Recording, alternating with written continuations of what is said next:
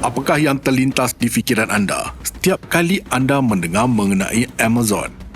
Hutan hijau luas yang bertindak sebagai sebahagian kecil paru-paru dunia atau hidupan buas yang menakutkan anda? Baik kanak-kanak maupun dewasa tahu mengenai fakta Amazon yang mempunyai sungai terbesar di dunia. Tetapi, ia bukan sekadar sungai. Ia merupakan lembangan Amazon yang hampir sebesar Australia. Sangat luas. Air pasang sungai mengalir pada jarak yang sangat jauh sehingga belum ada satu jambatan pun dapat dimina bagi merentasinya. Setiap 24 jam, Amazon membawa kira-kira 19 meter padu air ke lautan. Jumlah ini mencukupi bagi menampung keperluan bandar seperti Kuala Lumpur untuk 1 dekad seterusnya. Sungai yang menakjubkan ini malah mempunyai aliran akuifer misteri. Akan tetapi, terlindung dari mata kasar dan tidak terdedah sehingga kini. Skala besar tempat ini menjadikan ia kelihatan seperti dunia yang berasingan. Hutan Amazon turut dipanggil sebagai pusat perkumpulan gen. Lebih 1/3 daripada semua spesies biologi yang diketahui dari segi sains mendiami Amazon di sini. Dan spesies yang senantiasa ditemui. Pada zaman prasejarah raksasa yang dahsyat tinggal di sini dan saintis masih mencari baki sisa-sisa tinggalannya. Jejak budaya purba juga terdapat di tempat ini. Tidak jelas dari mana mereka datang dan lebih jelas lagi ke mana mereka pergi. Apa yang ada di bawah sungai Amazon? Sebelum tu, jangan lupa subscribe Astrolab dan on loceng notifikasi anda. Assalamualaikum dan salam angkasa dari Astrolab. Sekilas fakta, Amazon adalah sepanjang 6,270 km panjang. Ia merupakan sungai terpanjang di dunia yang menggabungkan banyak sungai yang lebih kecil. Astrolab tahu ramai yang akan membantah mengatakan bahawa sungai terpanjang dunia adalah Sungai Nil Afrika, tetapi persoalan ini masih dibahaskan dalam peringkat komuniti saintifik dan tertakluk kepada pelbagai tafsiran. Persoalan utama ialah, apakah yang dianggap sebagai sumber atau punca? Jika kepala sungai adalah Maranon, maka Amazon adalah sepanjang 6,400 km panjang. Jika kita menganggap Apache sebagai sumbernya, maka Amazon menjadi lebih panjang secara spesifik, sepanjang 6,992 km, jauh meninggalkan Sungai Nil iaitu sepanjang 6,650 km. Dan jika titik permulaan adalah dari sumber Ucayali, Amazon adalah 7,100 km panjang dan dengan mudah menewaskan Sungai Nil. Jangan terkejut jika nama Amazon berubah-ubah sepanjang perjalanan anda dari barat ke timur, kerana hutan hujan ini diberi gelaran berlainan dari satu kawasan ke kawasan lain. Di bahagian tengahnya, penduduk tempatan memanggilnya Solimois dan hanya bahagian terakhir sungai yang lurus yang menyumbang 1/3 daripada jumlah panjangnya dipanggil Amazon. Banyak anak sungai utama Amazon mendapat nama mereka daripada warna air. Sebagai contoh, air di Rio Negro kelihatan hitam, manakala di Madeira ia kelihatan kuning keemasan. Berhampiran Manaus di Brazil, Rio Negro bergabung dengan air kuning dan keruh di Solimois, mengalir menuruni lereng Andes. Kedua-dua sungai itu jatuh ke dalam satu dasar dan untuk masa yang lama bertindak seperti dua cecair yang tidak bercampur. Seluruh lembangan Amazon adalah tanah pamah yang besar dikelilingi dengan hutan hujan yang mencakupi bahagian utara Amerika Selatan. Wilayah ini merentasi Brazil, Colombia, Peru dan Bolivia. Kawasan lembangan adalah 6.5 juta kilometer persegi. Ini adalah kira-kira 5% daripada keseluruhan permukaan bumi planet ini. Sekali lagi, ini boleh dibandingkan dengan kawasan Australia iaitu hampir 7.7 juta kilometer persegi. Sudah tentu sungai itu sangat dalam sehingga kapal laut pun boleh bergerak sejauh 3,700 km ke hulu sungai tanpa sebarang masalah.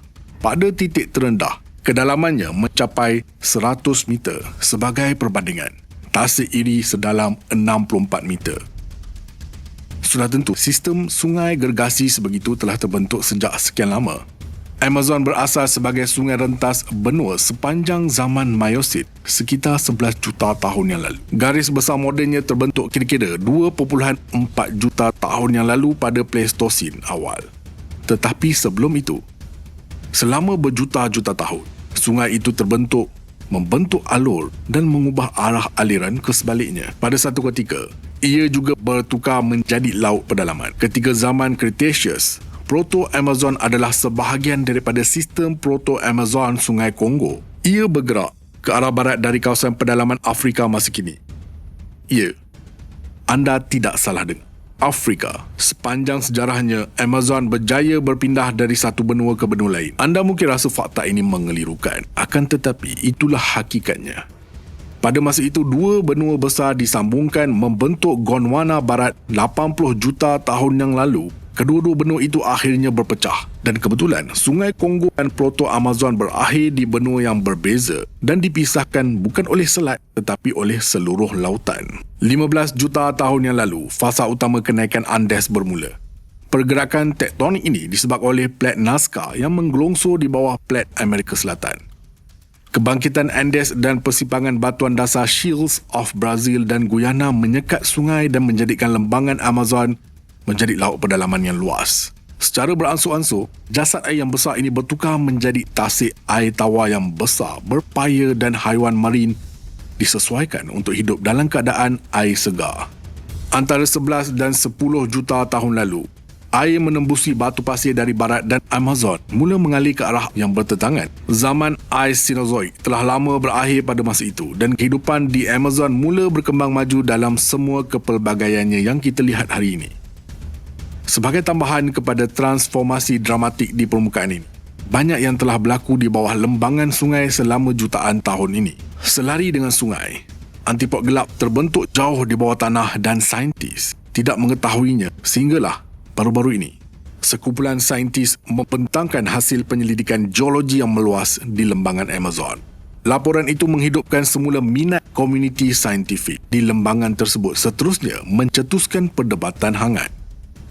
Saintis berketurunan India, Walia Manatal Hamza dari Balai Cerap Negara di Brazil dan rakan sekerjanya menggunakan data yang dikumpul daripada 241 telaga minyak terbiar di kawasan itu. Pengiraan menunjukkan bahawa terdapat aliran bawah tanah yang besar di rantau ini. Ia benar-benar besar dan ia terletak betul-betul di bawah Amazon itu sendiri, tetapi pada kedalaman 4 km. Para saintis segera menamakan fenomena ini sebagai penghormatan kepada pelopornya, Sungai Hamza.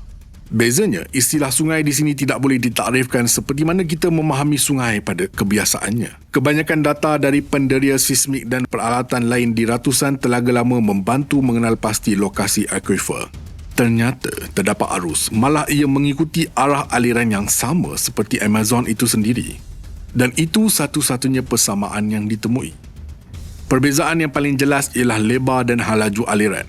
Manakala Amazon adalah dari 1 hingga 100 km lebar, Sungai Hamza pula 200 hingga 400 km lebar. Para saintis yakin mengenai data ini. Sungai bawah tanah ini adalah kira-kira 6,000 km panjang. Tetapi halaju aliran adalah sangat rendah, manakala halaju purata Amazon adalah kira-kira 5 meter sesaat. Kelajuan Hamza kurang daripada 1 mm sesaat. Ini bermakna Hamza sebenarnya tidak layak digelar sungai. Ini boleh dibandingkan dengan halaju glasier. Malah saintis Walia Hamza sendiri mengakui bahawa istilah sungai tidak boleh digunakan sepenuhnya pada aliran akuifer ini. Walau bagaimanapun, kerana kapasitinya yang besar, Sungai Hamza menyumbang kepada perairan Atlantik. Pelepasan adalah kira-kira 3,000 meter padu air sesaat. Aliran Hamza mengikuti saluran sebagaimana saluran Amazon dan mengalir ke lautan jauh di bawah permukaannya apabila melintas dari barat ke timur. Sungai Hamza dan Amazon mewakili sistem geologi yang luar biasa bagi dua sungai yang mengalir pada tahap kerak bumi yang berbeza. Kedua-dua sistem saliran utama lembangan Amazon.